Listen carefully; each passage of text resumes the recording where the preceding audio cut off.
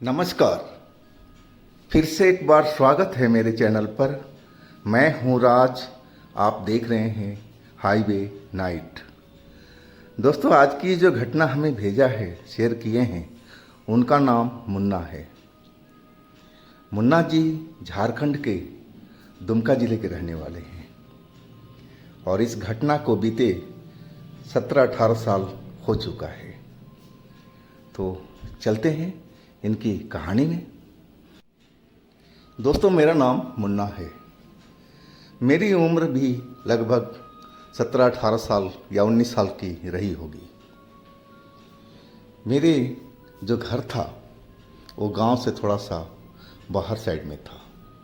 कहा जाए तो एक कच्ची सड़क गुजरती थी और उसके बाद में गांव तो पूरा इस साइड में बसा हुआ था और जो हमारा इकलौता घर था वो कच्ची सड़क के उस तरफ में बना था। हमारा घर नया ही बना था, लगभग 3 साल हो चुका था। पहले भी हमारा जो पुराना घर था वो जो जिधर गांव के लोग सारे बसे हुए थे उसी में था, लेकिन परिवार बढ़ता गया, अब घर छोटा पड़ने लगा। तो मेरे पिताजी ने जो हमारी ज़मीन थी कच्ची सड़क के उस साइड में, तो वहाँ पर उन्होंने घर बनवा लिया था और हम लोग राजी खुशी इस घर में रह रहे थे। दिवाली की ये बात है। मेरी मम्मी की तबीयत 2 दिन से ख़राब चल रही थी। उनको बुखार चढ़ा हुआ था और मेरे पिताजी डॉक्टर को बुला कर ले आए थे और मम्मी का इलाज चल रहा था। दिवाली अब आने वाली थी और हम लोग को दिवाली मनाने का बहुत शौक़ था। मैं तो खास करके पटाखे में बहुत शौक़ रखता था, लेकिन मम्मी की तबीयत खराब होने की वजह से सारा जो उत्साह था हमारा वो फीका पड़ चुका था। हम बस मम्मी की सेवा में लगे रहते थे, लेकिन मन तो वैसे ही चंचल था। और फिर हम बाहर निकल जाते दोस्तों के साथ में और पटाखे का मज़ा लेते। हमारे गांव में सारे बच्चे दिवाली से 15 दिन पहले ही पटाखे चलाना शुरू कर देते थे और मैं भी उनमें शामिल हो जाता था। और दूसरी चीज़ जो थी, हमारे जो गांव का खेत था हमारे घर से लगभग 1 किलोमीटर से ज़्यादा ही था और वहाँ पर एक हमारी देवी माँ की मंदिर बनी हुई थी जो हमारे दादाजी या परदादाजी ने बनवा रखा था। एक छोटा सा मंदिर था खेत के एक कोने में। हर त्यौहार पर पहले उनका पूजा होता था और फिर उसके बाद में हमारे घर में कोई पूजा या खुशी मनाई जाती थी, लेकिन उनका पूजा पहले ज़रूरी था। अब दिवाली भी आ चुकी थी। हम लोग दिवाली मनाने की कोशिश कर रहे थे, लेकिन मम्मी की तबीयत देख कर के मन उदास हो जाता था। लेकिन मम्मी कहती, अरे बेटा तुम मेरी फिक्र छोड़ ना, मेरे को तो बुखार ही लगा है ना, क्या हो जाएगा, एक दिन में मैं सही हो जाऊंगी, तू तो अपना त्यौहार मना हंसी खुशी। मम्मी मुझे बहुत प्यार करती थी और मुझे बहुत ही सपोर्ट करती थी। वह दिवाली वाली शाम थी। मैं अपने दोस्तों के साथ में बाहर में पटाखे के आनंद ले रहा था और पिताजी मम्मी के पास में थे और मेरी छोटी बहन थी। मम्मी अब कुछ कुछ सही हो गई थी और लग रहा था कि मतलब एक आध दिन में अब खड़ी हो जाएगी बिस्तर से। और तभी मुझे बोल रही थी कि बेटा मेरे चक्कर में अपनी दिवाली मत खराब कर, जो तेरे करना है कर। तभी मैं बाहर गया था मम्मी का इजाज़त लेकर के। मैं पटाखे चला रहा था और ये चलाते चलाते अब अंधेरा हो चुका था, घना अंधेरा। तभी मेरी छोटी बहन आई, बोली मम्मी बुला रही है, जल्दी आओ भैया। मैंने कि बस 5 मिनट रुको, तुम जाओ घर पर, मैं आ रहा हूँ। फिर मैं पटाखे को रखा और घर में पहुँच गया। पापा मम्मी के पास बैठे हुए थे और मम्मी कहने लगी, बेटा ऐसा है कि मैं तो भूल गई अपनी तबीयत खराब होने की वजह से, और देवी माँ का पूजा नहीं हुआ है। कम से कम तू जा और कुछ दीपक ले जा, वहाँ जाके जला देना, और पिताजी तेरे ये प्रसाद लाए हैं, ये भी जा कर के चढ़ा देना खेत में देवी माँ को। अंधेरा तो हो चुका था, यानी कोई बात नहीं माँ, मैं चला जाता हूँ। अब मैं जाकर अपना हाथ पैर धोने लगा, और फिर मैं आया तो सारा सामान एक थैले में ले करके, और मैं बाहर आया तो कई मेरे दोस्त पटाखे चला रहे थे। उनमें से एक जो मेरा जिगरी दोस्त था, उसको मैं बोला कि चल भाई मेरे साथ में, वहाँ देवी माँ के मंदिर पर चलना है मेरे खेत पर। वो कभी पटाखों को देखता, कभी मेरे को देखता। मैं उसको लालच दिया कि देख मेरे पास बहुत पटाखे हैं, जब हम लोग वहाँ से पूजा करके आ जाएंगे ना तो बहुत सारे पटाखे छोड़ेंगे, तू भी छोड़ना। और मेरी बात में वो फंस गया था कहा जाए तो। अब फिर हम दोनों साथ चल पड़े थे। अंधेरा हो चुका था, अंधेरे में मुझे डर भी लगता था, इसीलिए मैं उस अपने दोस्त को साथ में लिया था। अब हम गांव से बाहर निकल आए थे, और गांव के बाहर में एक बांसों भरा जंगल था। जंगल तो नहीं कहा जा सकता, लेकिन जंगल जैसा ही था।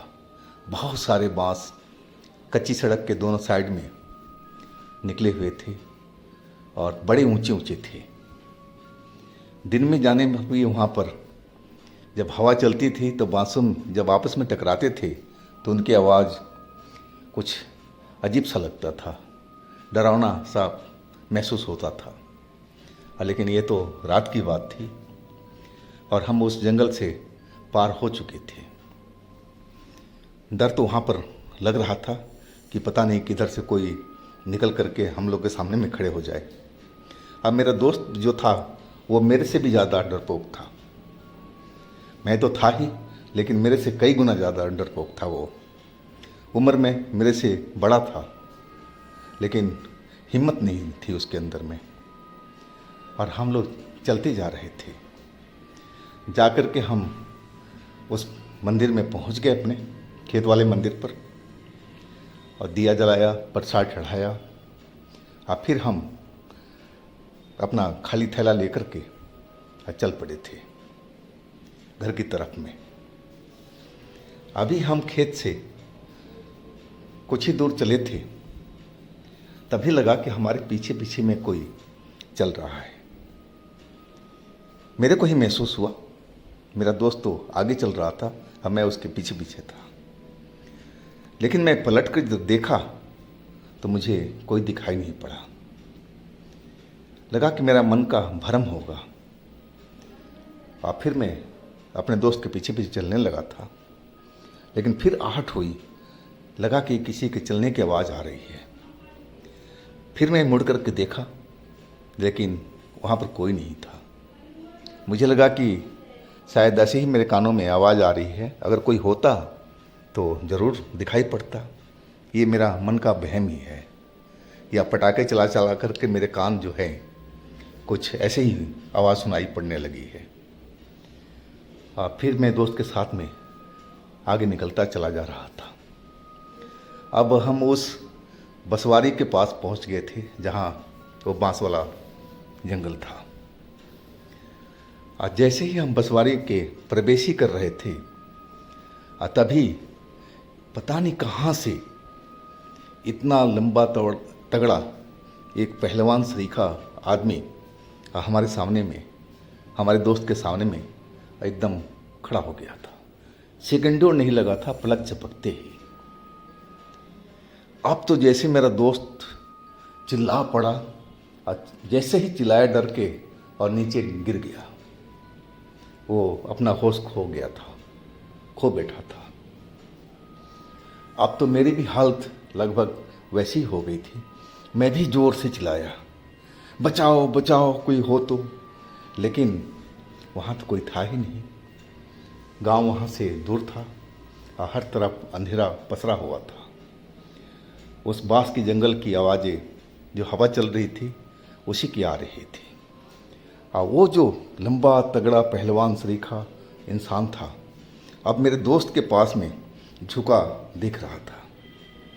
वो इतना लंबा था और बिल्कुल झुक गया था, जैसे अब मेरे दोस्त को देखने लगा था। अब मैं तो बस उसको देखते हुए कांपने लगा था डर से। अब मेरी आवाज़ अब बंद हो गई थी, एकदम डर के मारे कि अब तो हम लोग दोनों नहीं बचेंगे, हम दोनों ही मारे जाएंगे। ये कोई पिशाच है।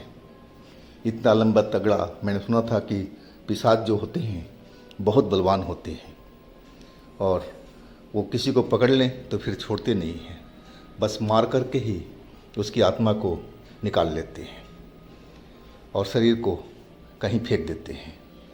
हमने गांव वालों से ये बात सुनी थी और तो हम तो बिल्कुल अब डर चुके थे, इतना डरे हुए थे कि मुंह से आवाज़ भी नहीं निकल रही थी। और तब तक तो झुका हुआ इंसान जो था, पहलवान भूत, हमारे दोस्त को गर्दन पकड़ करके खड़ा कर दिया था। आप मेरी तरफ अब घूर करके अपनी बड़ी बड़ी आंखों से देखने लगा था और अपनी भारी आवाज़ में बोला, तुम लोग कहाँ के रहने वाले हो? वो भी भारी आवाज़ में। और तुम लोग इस वक्त यहाँ पर क्या कर रहे हो?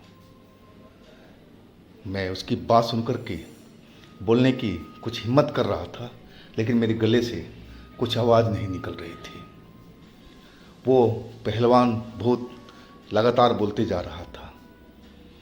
वो कहने लगा कि इस टाइम तुम्हें यहाँ पर होना भी नहीं चाहिए, मैं तुम्हें अब छोड़ूंगा नहीं, दोनों को मार दूंगा, ख़त्म कर दूंगा तुम्हें, तुम्हारी जान को निकाल दूंगा। वो बोले जा रहा था और मैं थर थर थर थर काँपता रहा था। दोस्त तो वैसे ही बेहोश था, उसको तो कुछ पता नहीं कि हो क्या रहा है। और अचानक वो दोस्त का मेरा गला दबाने लगा था और तभी मेरे पीछे से कोई ऐसे गुजरा मुझे धक्का देते हुए और मैं एक साइड में हो गया था उस धक्के से। इतना तेज का झटका मुझे किसी ने दिया था, शायद अपने हाथ से मुझे साइड कर दिया था। अब मैं जब देखा तो एक काले रंग का गहरा सा धुआं मुझे दिखाई पड़ा, जो उस पहलवान से देखा भूत के अंदर घुस गया था। धुआं जैसा ही था कुछ, मुझे साफ नज़र नहीं आया था। और जैसे ही वो धुआं उसके शरीर में प्रवेश किया और वो तो पहलवान दर्द के मारे एकदम चिल्ला पड़ा था। इतनी तेज आवाज़ थी, मुझे तो लग रहा था जो हम पटाखे छोड़ रहे थे उससे कई गुना ज़्यादा उसकी आवाज़ थी चिल्लाने की। और चिल्ला करके और वो एकदम गायब हो गया था, मेरे दोस्त को छोड़ दिया था। मेरा दोस्त नीचे बेहोश पड़ा, अभी भी पड़ा हुआ था, गिरा हुआ। अब फिर तो वहाँ पर बिल्कुल शांति सी हो गई थी। ना तो वो धुआं मुझे दिखाई पड़ रहा था और ना ही वो पहलवान सरीखा भूत। मैं अपने दोस्त के पास जल्दी से पहुंचा, उसको उठाने की कोशिश करने लगा। उठो मेरे दोस्त, जल्दी उठो, नहीं तो फिर हम लोग पकड़े जाएंगे, वो भूत आसपास ही होगा, जल्दी खड़े हो जाओ, जल्दी खड़े हो जाओ। मैं उसके गाल पर थप्पड़ लगा रहा था कि जल्दी से वो अपनी आंखें खोल दे। हाँ, कुछ ही देर के बाद में वो अपनी आंखें खोला और एकदम चिल्ला पड़ा, बचाओ बचाओ, यानी कि अब जल्दी से उठो, देरी मत करो। मैं हाथ पकड़े उसका और हम लोग अपने गांव की तरफ दौड़ गए थे। इतनी तेज मैंने ज़िंदगी में कभी नहीं दौड़ा था। हम दोनों, मैं ही नहीं, मेरा दोस्त भी। अब फिर हम गांव के अंदर पहुंच गए थे। दिल की धड़कन बहुत तेज तेज चल रही थी और जब हम अपने घर पहुंचे तो हम लोग का दोनों का हालत खराब था। मेरी हालत देख कर के पिताजी दौड़े आ गए, बोले क्या हुआ तुम लोग, कैसे ऐसे क्यों घबराए हुए, क्या हुआ तुम लोग साथ में? कई सवाल वो पूछने लगे, लेकिन हम जवाब देने की स्थिति में नहीं थे। हम बिल्कुल डरे हुए थे और सांसें हमारी तेज तेज चल रही थी। मम्मी जो चारपाई पर लेटी हुई थी वो भी उठ करके बैठ गई थी। वो एकदम रोने लगी थी, क्या हुआ मेरे बेटे को, क्या हुआ मेरे बेटे को? और उठने की कोशिश करने लगी, लेकिन कमज़ोरी थी, वो फिर बैठ चुकी थी उसी चारपाई पर। और तब यानी कि माँ आप लेटे रहो, हम जिंदा हैं। और सारी बात हम बता दिए माँ को और पिताजी को, मेरी बहन थी, सभी को। मेरी बात सुन कर के मेरी माँ, पिताजी, मेरी बहन सब डरे हुए थे। वो कहने लगे कि हमने तो सुना था कि उस बसवाड़ी में कोई भूत रहता है, लेकिन हम तो उसे एक अफवाह ही मानते थे, ये कि आज तक किसी ने गांव में देखा नहीं था।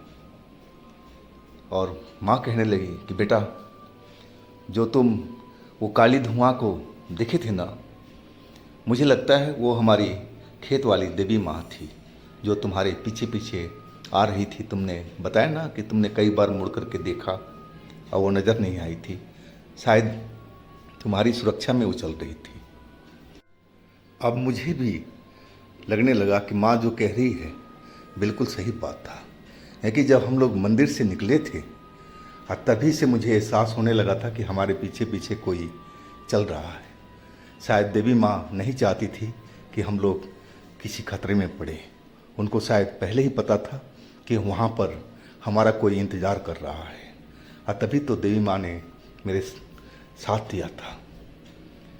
तो दोस्तों, ये थी आज की कहानी। अगर आपके पास भी इस तरह का कोई अपनी स्टोरी है, कोई घटना है, तो आप मुझे इंस्टाग्राम पर या मेरे व्हाट्सएप नंबर पर शेयर कर सकते हैं। और दोस्तों, मेरे दूसरे चैनल पर भी जाइए, उनमें भी अच्छी अच्छी हमने कहानियाँ डाल रखी है और डाल रहे हैं। तो उन कहानियों को भी आनंद लीजिए, मज़ा लीजिए। और हमारे चैनल पर आप विजिट कीजिए। चैनल का लिंक हमने नीचे में दे रखा है, तो एक बार हमारे चैनल पर ज़रूर आइएगा। और मेरे इस चैनल को भी सब्सक्राइब कीजिएगा, लाइक कीजिएगा, शेयर कीजिएगा। फिर हम मिलते हैं दोस्तों अगले दिन एक नई घटना, एक नई कहानी के साथ में। आप लोग अपना बहुत ही ख्याल रखिएगा। नमस्कार।